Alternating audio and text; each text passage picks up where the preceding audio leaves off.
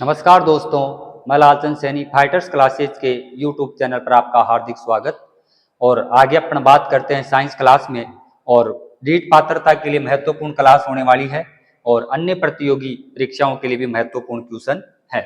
पहला क्वेश्चन आपके समय व्यतीत नहीं करते हुए प्रतिरोधकता की इकाई है। निम्न में से आपको बताना है प्रतिरोधकता की इकाई क्या है। बहुत इंपॉर्टेंट क्वेश्चन है। प्रतिरोधकता की इकाई क्या है? ओम, ओम इंटू मीटर, ओम मीटर स्क्वायर और एम्पियर। बताओ क्या होगा? प्रतिरोधकता की इकाई क्या है, मात्रक क्या है, यूनिट क्या है? प्रतिरोधकता की पूछ रहा है क्या? इकाई। इकाई बोल दो, क्या बोल दो बोले? मात्रक बोल दो, क्या बोल दो? यूनिट बोल दो, या बोल दो एकक बोल दो। क्या बोल दो? एकक बोल दो, बात एक ही है। मात्रक, यूनिट या एकक या इकाई क्या है? किसकी पूछा है? प्रतिरोधकता की इकाई क्या है? ओम है, ओम इंटू मीटर है। दोस्तों ओम जो होता है, ओम होता है वो मात्रक होता है दोस्तों किसका? प्रतिरोध का। किसका होता है? प्रतिरोध की इकाई कौन होती है? ओम होती है। आगे अपन बात करें कि प्रतिरोध होता क्या है। जब अपन जानते हैं कि जो प्रतिरोध होता है, प्रतिरोध चार कारकों पर निर्भर करता है। एक जो कारक होता है लंबाई के, क्या होता है ये? समानुपाती। कौन होता है? प्रतिरोध। आर जो होता है प्रतिरोध, प्रतिरोध वो किसके समानुपाती होता है? लंबाई के समानुपाती है। इसको अपन ने माना समीकरण 1।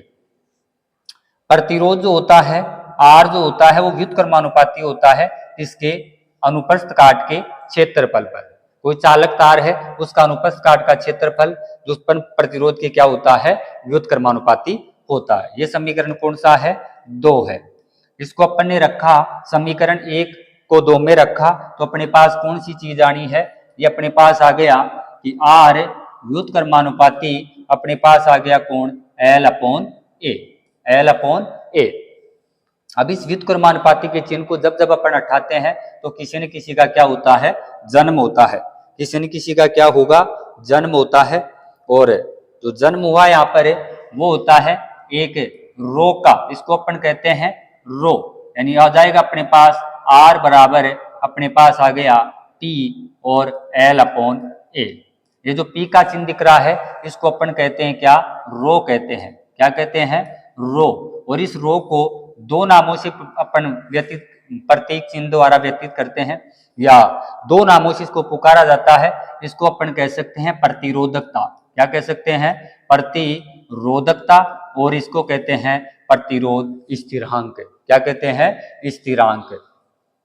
तो प्रतिरोधकता बोल दो, भले क्या बोल दो? प्रतिरोध स्थिरांक बोल दो। तो इसका अपन को मात्रक बताना है तो आर बराबर क्या हो जाएगा? पी एल अपॉन ए। पक्षांतरण आप करोगे, पक्षांतरण आप जब करोगे तो अपने पास आ जाता है क्या? पी बराबर निकालोगे तो अपने पास आ गया कौन? आर ए अपॉन कौन आ गया? एल आ गया। सही। अब मात्रक रख दो। हम जानते हैं रो का अपन को मात्रक निकालना है, रो का अपन को मात्रक निकालना है तो प्रतिरोध का रख दो। बोलो क्या रखा? ओम। प्रतिरोध का क्या गया? ओम इंटू क्षेत्रफल का क्या होता है? मीटर स्क्वायर बटावा कौन लग गया? लंबाई का कौन होता है? मीटर। मीटर से मीटर क्या होगा? कैंसिल। तो अपने पास बताओ मात्रक क्या बच गया दोस्तों? Ohm into metre. तो बताओ पहले ऑप्शन का, पहले प्रश्न का उत्तर हो जाएगा कौन सा? Option number D. Ohm metre square ये होगा नहीं। अपने पास कौन सा आया है? एम्पियर दोस्तों होता है किसका? विद्युत धारा का। बोलो किसका होगा? विद्युत धारा का क्या होता है? एम्पियर। ओम किसका होगा? प्रतिरोध का। ओम इंटू मीटर किसका होगा? प्रतिरोधकता का। किसका होगा? प्रतिरोधकता का होता है। और ये जो होता है ओम इंटू मीटर किसी का होगा नहीं, स्क्वायर किसी का होगा नहीं। और अपने पास आ गया एम्पियर। तो एम्पियर किसका होता है? विद्युत धारा का होता है। आवेशों की प्रवाह की दर को अपन क्या कहते हैं? विद्युत धारा कहते हैं। तो विद्युत धारा का मात्रक क्या होगा? एम्पियर। आपका उत्तर कौन सा हो जाएगा? बी ऑप्शन आपका उत्तर हो जाएगा। कैसे आया ये पता आपको लग गया होगा। अगला क्वेश्चन, अगला क्वेश्चन, पृथ्वी का पलायन वेग कितना है? पृथ्वी का पलायन वेग कितना है? आपको बताना है क्या? पृथ्वी का पलायन वेग। क्या बताना है? पृथ्वी का पलायन वेग कितना है? देखो दोस्तों, पलायन वेग होता क्या है? पलायन वेग जब किसी वस्तु को कितनी वेग से फेंका जाए, कितने वेग से फेंका जाए कि वो गुरुत्वाकर्षण बल को क्या कर जाए? पार। तो जब वस्तु इतने वेग से फेंकी जाए कि वो गुरुत्वाकर्षण बल को पार कर जाए, तो वह वेग कहलाता है कौन सा? पलायन वेग। क्या कहलाएगा? पलायन वेग। समझने की कोशिश करना। पलायन वेग क्या है? जब कोई वस्तु है, अपने पास ये कोई पेन है, इसको मैं कितना वेग दूं कि ये गुरुत्वाकर्षण बल को क्या कर जाए? पार। और गुरुत्वाकर्षण बल को पार करने का मतलब यह है कि वो दोबारा कहां पर नहीं आएगा? पृथ्वी पर नहीं आए। तो उसे कहते हैं अपन पलायन वेग। उसे अपन क्या कहते हैं? पलायन वेग कहते हैं। 13.6 किलोमीटर प्रति सेकंड, 11.2 किलोमीटर प्रति सेकंड, 2.3 किलोमीटर प्रति सेकंड, 19.2 किलोमीटर प्रति सेकंड। तो पृथ्वी का जो पलायन वेग होता है वो दोस्तों, वो कितना होता है? 11.2 किलोमीटर प्रति सेकंड। यानी हम ये कह सकते हैं, आप पृथ्वी से कोई भी वस्तु अगर गुरुत्वाकर्षण बल को पार करवाना चाहते हैं, तो आपको उसको कितना वेग देना पड़ेगा? 11.2 किलोमीटर प्रति सेकंड का वेग देना पड़ेगा। हाँ, ये बात यह है कि जो पलायन वेग होता है दोस्तों, वो द्रव्यमान पर वस्तु के निर्भर नहीं करता है। भले ही आप किसी हाथी को ऊपर फेंको, भले इस पेन को फेंको, आपको वेग कितना देना पड़ेगा? 11.2 किलोमीटर प्रति सेकंड का। तो पलायन वेग किसी वस्तु के किस पर निर्भर नहीं करता है? द्रव्यमान पर निर्भर नहीं करता है। पलायन वेग सब में क्या लगेगा? समान 11.2 किलोमीटर प्रति सेकंड का। अगली अपन बात करें तो ये 2.3 किलोमीटर प्रति सेकंड है। ये जो पलायन वेग होता है दोस्तों, ये किसका होता है? चंद्रमा का। किसका होगा? चंद्रमा पर पलायन वेग पूछे तो बताओ कितना आएगा? 2.3 किलोमीटर प्रति सेकंड। पृथ्वी पर पूछे तो 11.2 किलोमीटर प्रति सेकंड। बैठ गई होगी बात। अगला तो उत्तर कौन सा हो गया अपना?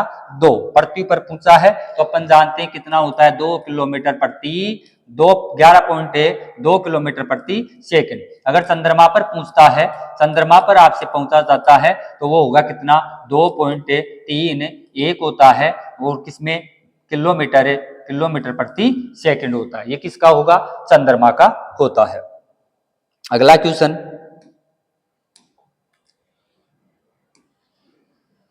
एक हाथी में एक चींटी को पृथ्वी सतह से पलायन कराना है। एक हाथी और एक चींटी को पृथ्वी सतह से पलायन कराना है, किसको पलायन वेग अधिक देना पड़ेगा? बताओ। पलायन द्रव्यमान पर निर्भर नहीं करता है। हाथी को ज्यादा देना पड़ेगा, चींटी को कम देना पड़ेगा, भी वैसे दोनों को देना पड़ेगा। ये कह रहा है एक हाथी में एक चींटी को पृथ्वी सतह से पलायन कराना है, तो किसको पलायन वेग ज्यादा देना पड़ेगा? किसको पलायन वेग ज्यादा देना पड़ेगा? तो बताओ, क्या हाथी को देना पड़ेगा, क्या चींटी को देना पड़ेगा, या दोनों को देना पड़ेगा, या पलायन द्रव्यमान पर निर्भर नहीं करता है? बिल्कुल बात ऑप्शन नंबर कौन सा आएगा दोस्तों? पहला, पलायन वेग। अभी बताया मैंने कि जो पलायन वेग है वो किस पर निर्भर नहीं करता है? द्रव्यमान पर निर्भर नहीं करता है। क्यों? भले आप हाथी को फेंकोगे, भले आप चींटी को फेंकोगे, तो कितना वेग देना पड़ेगा? 11.2 किलोमीटर प्रति सेकंड का वेग देना ही पड़ेगा। तो आपका उत्तर हो जाएगा पहला ऑप्शन, पलायन द्रव्यमान पर निर्भर नहीं करता है। सही। अगला क्वेश्चन,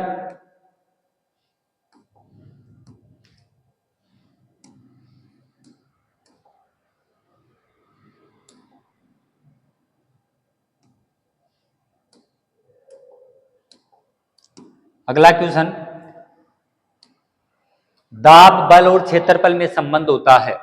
दाब, बल तथा क्षेत्रफल में संबंध होता है। बताओ क्या संबंध होता है? दाब बराबर बल इंटू क्षेत्रफल होता है। दाब बराबर बल प्लस क्षेत्रफल होता है। दाब बराबर बल अपॉन क्षेत्रफल होता है। बल बराबर दाब अपॉन क्षेत्रफल होता है।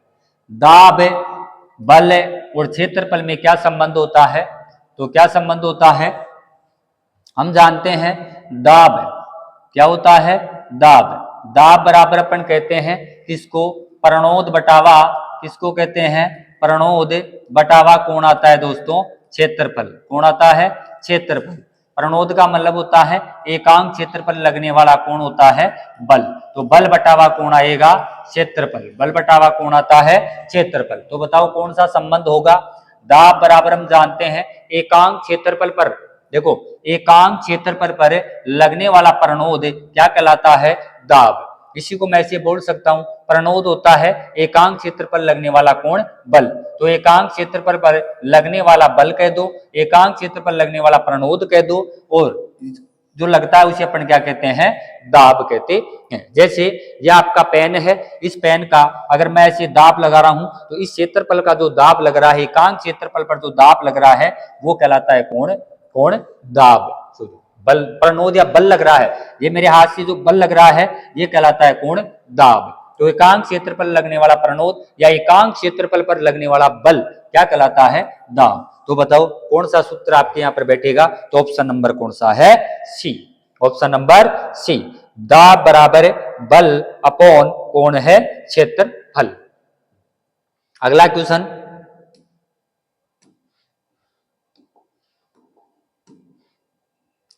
अगला क्वेश्चन आपके सामने है, KWH किसका मात्रक होता है? KWH किसका मात्रक होता है? विद्युत ऊर्जा का होता है, विद्युत शक्ति का होता है, विद्युत धारा का होता है, या इनमें से कोई नहीं होता है? बताओ किसका होगा?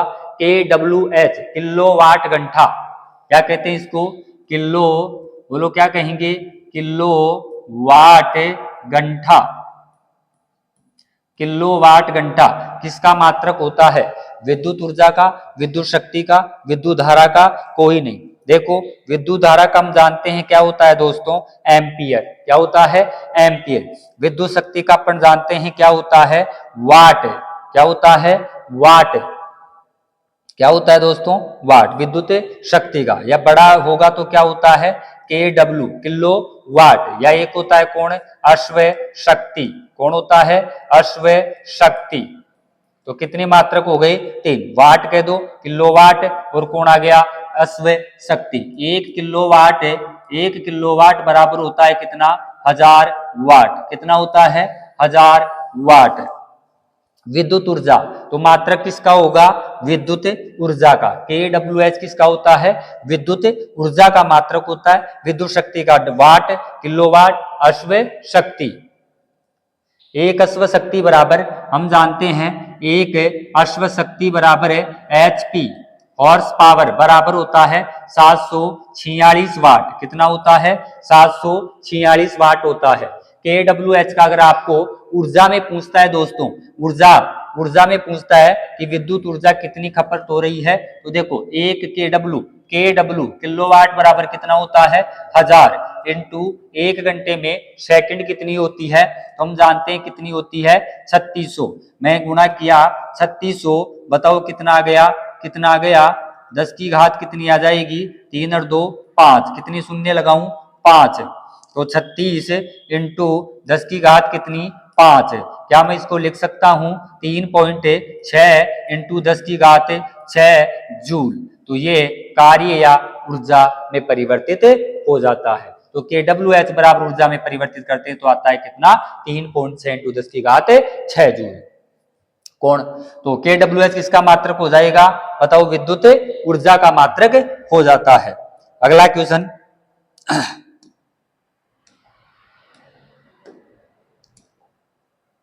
निम्न में से एक बल नहीं है, निम्न में से एक बल नहीं है, कौन सा बल नहीं है? 3 बल है, एक बल नहीं है, कौन सा बल नहीं है? तनाव, भार, प्रणोद और आवेग। बताओ कौन सा बल नहीं है? अभी अपन ने पढ़ा है प्रणोद जो होता है दोस्तों, एकांक क्षेत्र पर लगने वाला या लंबवत बल को क्या कहते हैं? प्रणोद कहते हैं। बोलो, लंबवत बल को क्या कहते हैं?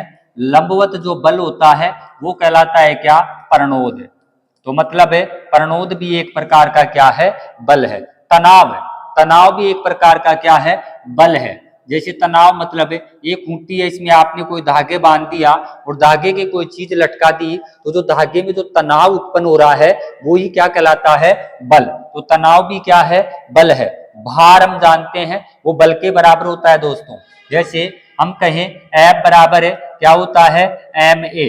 बल का सूत्र होता है F बराबर ma या फिर बराबर होता है दोस्तों कौन mg। तो W बराबर भी W बराबर या कह दो W बराबर, क्योंकि W बराबर हम जानते हैं क्या होता है mg। तो भार यहाँ पर वेट है भार, W एक कार्य भी होता है, ये कौन है वेट यानी भार। तो भार भी एक बल है, तनाव भी एक बल है और प्रणोद भी दोस्तों एक क्या है बल है, लेकिन आवेग एक प्रकार का क्या नहीं है बल नहीं है। तो आपका उत्तर हो जाएगा कौन सा ऑप्शन नंबर डी। अगला क्वेश्चन देखो, उत्प्लावक बल कैसा बल है। उत्प्लावक बल दोस्तों संपर्क या स्पर्श के आधार पर दो प्रकार के होते हैं। एक बल होता है कौन सा संपर्क बल, कौन सा होता है संपर्क, और एक होता है दोस्तों कौन सा असंपर्की बल। कौन सा होगा असंपर्की बल। संपर्क बल मतलब दो वस्तुएं आपस में टच करे या छुए, ये छूने पर लगता है, क्या है इसमें दोस्तों क्या होगा छूना आवश्यक है।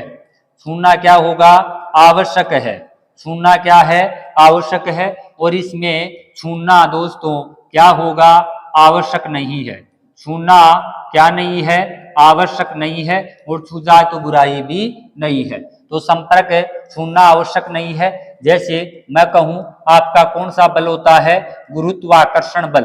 कौन सा बल गुरुत्वाकर्षण बल। कैसा बल होता है संपर्क यहाँ पर छूना, संपर्क में छूना आवश्यक है, छूना क्या होगा आवश्यक है। तो देखो जैसे कौन सा बल बताया मैंने तनाव बल है। कौन है तनाव बल है, तनाव बल। एक होता है दोस्तों कौन सा पेशीय बल। कौन सा बल होता है पेशीय बल। पेशीय बल में भी छूना आवश्यक होता है। जैसे छूना आवश्यक नहीं है असंपर्की बल कहलाता है। जैसे आपने कहा कौन होता है गुरुत्वाकर्षण बल। कौन होता है गुरुत्वाकर्षण बल। तो गुरुत्वाकर्षण बल एक प्रकार का कैसा होगा असंपर्की। तो बताओ कौन सी बात कर रहा है उत्प्लावक बल है।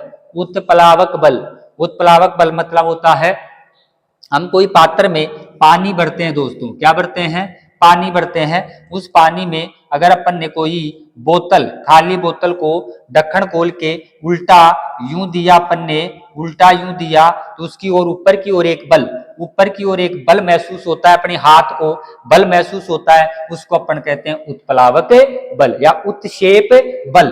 क्या कहते हैं उत्क्षेप बल। वस्तु के जल के नीचे से लगाया गया जो बल होता है वो कहलाता है उत्प्लावक बल। तो बताओ कौन सा होगा, तो आपका उत्तर हो जाएगा कौन सा होता है संपर्क बल होता है।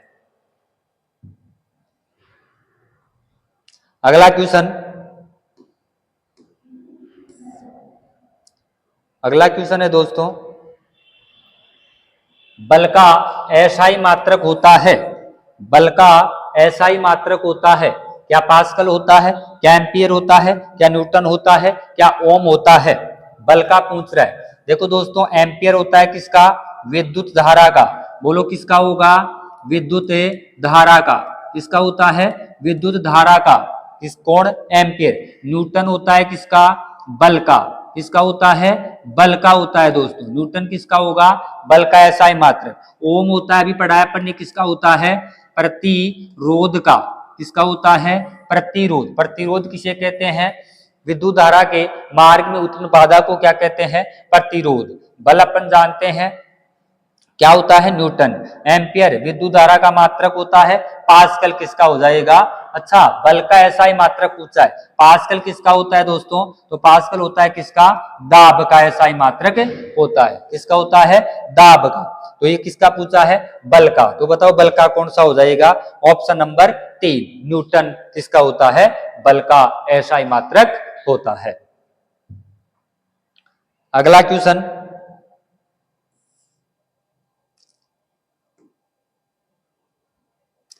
देखो बल एक राशि है।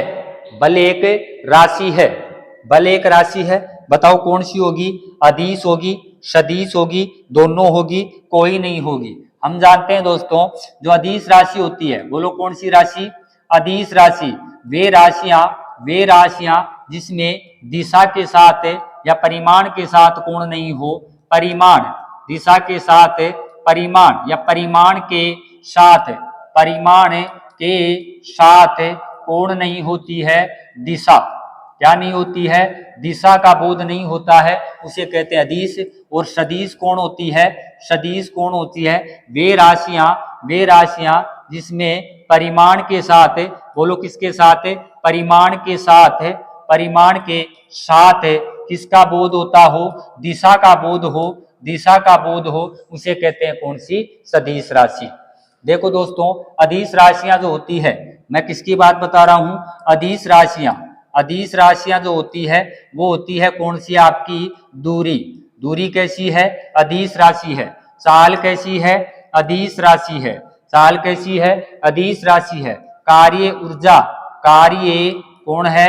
ऊर्जा कौन है? शक्ति। कौन है? शक्ति। कार्य, ऊर्जा, शक्ति, तीनों ही कैसी है? अदिश राशियां। 7 मूल राशियां, कौन सी राशि? 7 मूल भौतिक राशियां।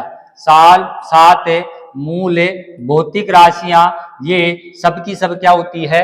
अदिश। 7 मूल भौतिक राशियों में जैसे कौन होती है? जैसे कौन होती है बताओ? एक तो आपकी कौन होती है? लंबाई। कौन होगी? लंबाई। कौन होती है? द्रव्यमान। कौन होती है? समय। कौन होता है? ताप। कौन होता है? विद्युत धारा। कौन होता है? विद्युत धारा। कौन होता है? प्रदीपन तीव्रता। कौन होता है? प्रदीपन तीव्रता। कौन होती है? पदार्थ की मात्रा। कौन होती है? पदार्थ की मात्रा। लंबाई, द्रव्यमान, समय, ताप, विद्युत धारा, प्रदीपन तीव्रता और पदार्थ की मात्रा, ये सब की सब कैसी राशियां हैं? अदिश राशियां हैं। तो अदिश में तो यह होगी। पूछ क्या रहा है? बल। सदिश की अपन दोस्तों बात करें तो देखो कौन आएगा? विस्थापन। कौन आएगा? विस्थापन क्या है? सदिश है। विस्थापन सदिश, तो बताओ वेग भी क्या होगा? सदिश। वेग सदिश, तो बताओ कौन है? संवेग भी कौन होगा? सदिश। संवेग सदिश, तो बोलो आवेग भी कौन होगा? सदिश। आवेग सदिश, तो बताओ कौन है? बल भी क्या होगा? सदिश। त्वरण भी क्या होगा? सदिश। और बलाघूर्ण भी क्या होगा? सदिश। बलाघूर्ण भी क्या होती है? सदिश। तो बताओ हमसे पूछा गया है बल एक राशि है तो कौन सी हो जाएगी? ऑप्शन नंबर कौन सा आ जाएगा? बी। ऑप्शन नंबर कौन सा आ जाएगा? बी। तो सदिश, अदिश और एक ही पन्ने में अपन ने पढ़ा दिया है। अदिश और कौन है? सदिश है। क्वेश्चन आपका क्या नहीं होना चाहिए दोस्तों? गलत नहीं होना चाहिए। देखो अगले क्वेश्चन की अपन बात करें तो आपके महत्वपूर्ण क्वेश्चन आज देखने को मिले थे। और अगर आपको क्लास अच्छी लगे तो लाइक और क्या करें? शेयर करें चैनल को।